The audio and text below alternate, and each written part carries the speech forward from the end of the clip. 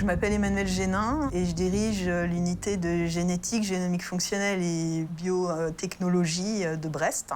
Ce qui me passionne, c'est d'arriver à comprendre comment ces morceaux d'ADN que sont les gènes peuvent s'exprimer de manière différente d'un organe à l'autre et puis aussi finalement expliquer certaines pathologies ou des traits particuliers.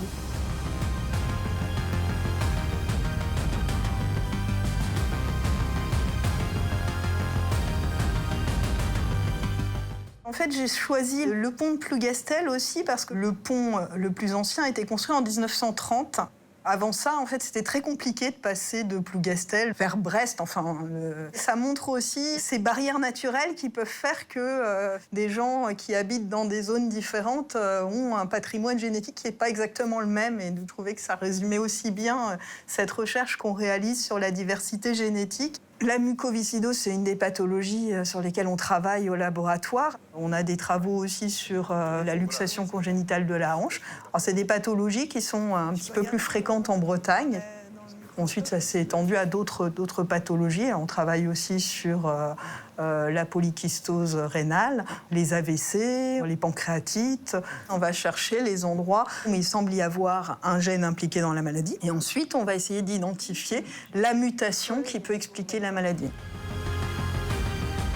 Ce chiffre de 20 000 variants, je l'ai choisi parce qu'aujourd'hui, c'est vrai que c'est un petit peu le nombre de variants qu'on observe quand on réalise un séquençage des parties codantes du génome humain. C'est comment on va faire dans ces 20 000 variants pour identifier ceux qui sont vraiment importants pour la maladie qu'on étudie.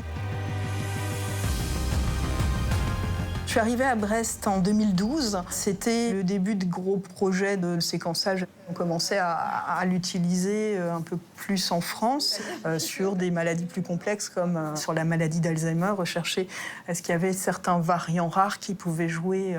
Le problème qui se posait pour pas mal d'équipes, c'est que finalement, ils avaient des données de séquences sur leurs malades, mais pas de témoins.